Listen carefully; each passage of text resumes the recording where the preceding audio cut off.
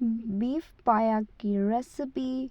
अस्सलाम वालेकुम। Sunday special vlog आज आपके लिए लेकर आए हैं कि संडे का दिन कैसे गुजरा और कैसे आप अपने संडे को इंजॉयफुल डे बना सकते हैं। तो सबसे पहले आपके लिए लेकर आए हैं जी बीफ पाया की रेसिपी। संडे का दिन ऐसे होता है कि कोई स्पेशल डिश, क्योंकि बच्चे भी घर में होते हैं तो सबकी फरमाइश पे बन रही है बीफ पाया की रेसिपी। तो बीफ के पाए हमने लेने हैं। इसको अच्छी तरह से पहले हमने ठंडे पानी से वॉश कर लेना है, टैप वाटर से।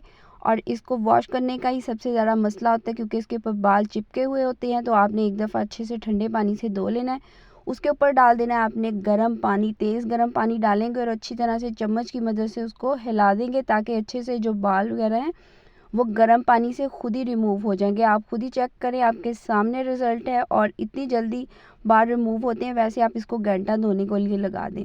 लीजिए अच्छे से पाए हमारे धुल चुके हैं। इसको हम डाल देंगे कुकर में क्योंकि बीफ को गलने के लिए थोड़ा पाए डाल देने हैं। साथ में हमने हस्बे ज़रूरत जितनी यखनी बनानी है, नमक डाल दिया है हमने, हल्दी डाल के उसको रख दिया है हमने हल्की आंच पे। उतनी देर में हम छोटू के लिए और बच्चों के लिए नाश्ता तैयार कर लेते हैं क्योंकि पाए को भी बनने में थोड़ा सा टाइम लगेगा। तो लीजिए हल्का फुल्का सा नाश्ता कर लेते हैं। मैंने फ्रेंच टोस्ट बना लिए हैं, साथ में बनाई है कड़क सी चाय क्योंकि सर्दी का मौसम है और बच्चों के लिए उनकी फरमाइश का नाश्ता संडे को चलता है। लीजिए आगे तो मैं पराठे ज़्यादा बनाती हूँ लेकिन आज मैंने चलेगा पाई का हो जाएगा तो फिर थोड़ा सा हैवी हो जाएगा, इसीलिए हल्का फुल्का सा नाश्ता करें। फ्रेंच टोस्ट बना लिए हैं जी, दूध में डाली है चीनी, अंडा और मटर लगा के हम इसको बटरी से क्रीमी से हमारे फ्रेंच टोस्ट तैयार हो जाएंगे जो कि छोटू को भी बहुत पसंद है और बड़ों को भी बहुत पसंद है। लीजिए ये भी आपका नाश्ता हेल्दी भी है क्योंकि वैसे बच्चे अगर अंडा वगैरह नहीं खाते तो इस तरह से आप बच्चों को फ्रेंच टोस्ट बना के दें, बहुत शौक के साथ खा लेते हैं। लीजिए नाश्ता हमारा हो गया तैयार। उतनी देर में हमारे पाँव की यखनी भी माशाल्लाह से बन रही है। लीजिए हम खोल के देखते हैं। सिर्फ हमने हल्दी और नमक और थोड़ी सी काली मिर्च डाल के हमने यखनी बनाई है। बहुत ही ज़बरदस्त माशाल्लाह से खुशबू आ रही है। अब हम पाए को अलग कर लेंगे और यखनी को हम अलग कर लेंगे। इसको स्टेन करना ज़रूरी है ताकि हम अब इसको पाए को हमने भून लेना है। तो बहुत ही हेल्दी चीज़ है। सर्दी का मौसम आ रहा है, नज़ला ज़ुकाम बुखार बच्चों में बहुत ज़्यादा ये स्मोक की वजह से प्रॉब्लम चल रही है। तो अपने बच्चों को आप बना के दें। यखनी अलग हो गई है। अब हम उसी कुकर में हम डाल देंगे ऑयल। हमने बिल्कुल कम यूज़ करना है, सिर्फ हमने 4 टेबल स्पून ऑयल लिया है क्योंकि पाए में अपनी जो है वो इसकी निकल आती है फैट। ये देखिए माशाल्लाह से जो हमने प्याज और अदरक लहसुन और नमक और हल्दी डाल के जो पाए को यखनी बनाई थी उसी को हमने स्टेन कर लिया था और ऑयल में हम कर लेंगे इसको अच्छे से भून लेंगे। इसकी बुनाई करनी ज़रूरी है। कोई इसमें टमाटर, दही इस तरह की कोई एक्स्ट्रा चीज़ नहीं जाएगी। जस्ट हमने इसमें गरम मसाला ऐड करना है इसकी बुनाई के टाइम, जिससे खुशबू आएगी। और जो पिसा हुआ धनिया है वो हमने डाल देना है और कश्मीरी लाल मिर्च जस्ट हम कलर के लिए डालेंगे, सिर्फ half tea spoon, table spoon नहीं। और इसको अच्छी तरह से हम इसकी बुनाई कर लेंगे। बहुत ज़्यादा स्पाइसेस हमने ऐड नहीं करने।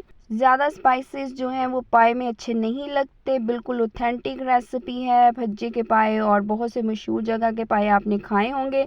लेकिन आप एक दफ़ा मेरी ये नानों की ये रेसिपी है तो नानो ऐसे ही बनाती थी, लेकिन वो बनाती थी कच्ची हांडी में, जिसे ये क्ले पॉट में। तो उसका जायका और भी ज़्यादा मज़े का बनता था, लेकिन टाइम की शॉर्टेज की वजह से लीजिए कुछ गैस का मसला होता है तो इसीलिए हम कुकर में बना लेते हैं थोड़ा सा उसको शॉर्ट टर्म देने के लिए, तो जल्दी काम हो जाएगा। लेकिन बड़े जो हैं उनकी जो ऑथेंटिक रेसिपी है उनकी क्या ही बात थी। और मेरी अम्मा भी ऐसे ही बनाती हैं, कच्ची हांडी में बनाती थी। तो लेकिन मैं आपको शॉर्टकट बता रही हूँ। तो यखनी हमने ऐड कर देनी है उसको अच्छी तरह से भूनने के बाद। बहुत ही झटपट से आपके पाए तैयार हो जाएंगे, इतने लाजवाब और इतने मज़े के बनेंगे। इंशाल्लाह आप इसकी रेसिपी दोबारा ज़रूर ट्राई कीजिएगा। तो संडे का दिन है क्योंकि मसरूफ़ होता है, बहुत सारे काम भी साथ शुरू किए होते हैं, तो बच्चे घर पे हों तो काम वैसे भी ख़त्म नहीं होते। लीजिए अच्छी तरह से हमने इसको 10 से 15 मिनट और पकाना है बिल्कुल हल्की आंच पे। और ये देखिए माशाल्लाह से पाया हमारे बिल्कुल रेडी हैं और अच्छे से बिल्कुल गल भी चुके हैं। इसके साथ रोगनी नान हो जाएंगे, बहुत ही मज़े के लगेंगे। तो आपने ये रेसिपी ज़रूर ट्राई करनी है। सर्दी का मौसम आ चुका है तो इस तरह की चीज़ें आप अपने बच्चों बड़ों सबको बना के दें। इंशाल्लाह आपको दुआएं मिलेंगी और सब खा के बहुत ज़्यादा खुश भी होंगे। तो संडे स्पेशल बीफ पाया की रेसिपी आपके लिए शेयर कर दी गई है। आपने ज़रूर फीडबैक देना है और आपने भी बताना है कि आपका संडे का दिन कैसे गुजरता है। बच्चे भी घर पे होते हैं और तमाम काम भी, तो संडे का दिन आप इंजॉय डे कैसे बना सकते हैं। सुबह सुबह आप सारे काम फिनिश कर लें और अपने दिन को इंजॉय करें। ये देखें माशाल्लाह से कितना ज़बरदस्त इसका कलर आया है और खुशबू भी बहुत लाजवाब आ रही है। तो आप इसको नान के साथ ज़रूर इंजॉय कीजिएगा, इंशाल्लाह आप दुआओं में याद रखेंगे। मेरे घर में कोई स्पेशल चीज़ बने तो मेरे बच्चे दादों के लिए लेके ना जाएं तो ये हो ही नहीं सकता। तो सबसे पहले मेरे छोटू ने कहता है दादों के लिए पैक कर दें और मैं लेके जाऊंगा माशाल्लाह से। उसके ऊपर थोड़ा सा हमने गरम मसाला और स्प्रिंकल किया, बहुत ही मज़े की खुशबू और माशाल्लाह से दिखने में जो चीज़ अच्छी लग रही है वो खाने में उतनी ही लाजवाब होगी और माशाल्लाह से बहुत ज़बरदस्त बने हैं। आपने ज़रूर ट्राई करने हैं। लीजिए पाए शाए हमारे बन गए। अब हमने सफाई का काम शुरू कर लिया है, वॉशिंग वगैरह मैंने काली कर ली थी।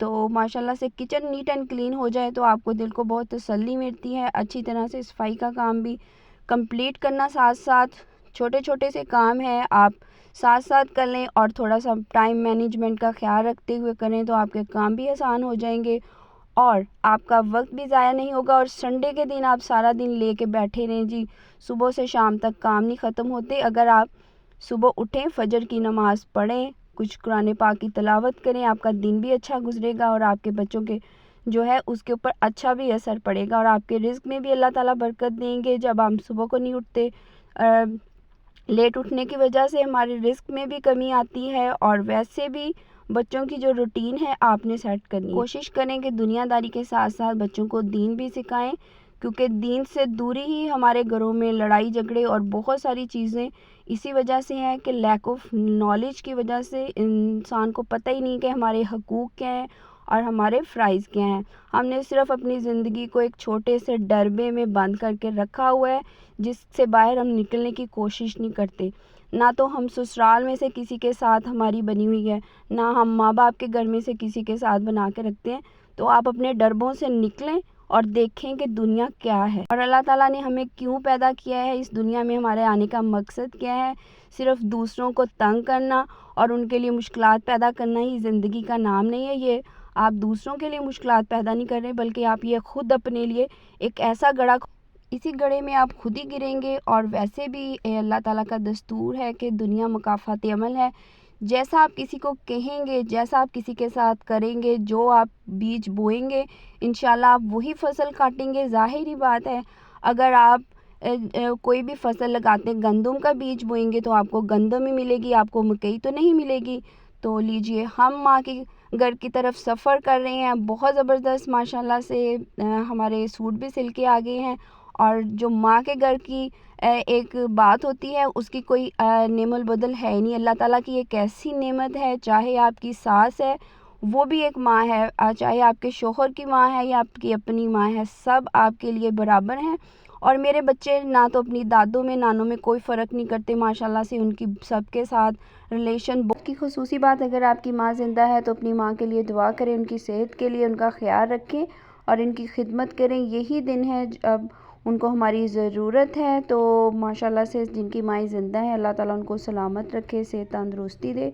तो सबके लिए दुआ ज़रूर करें। अल्लाह हाफ़िज़।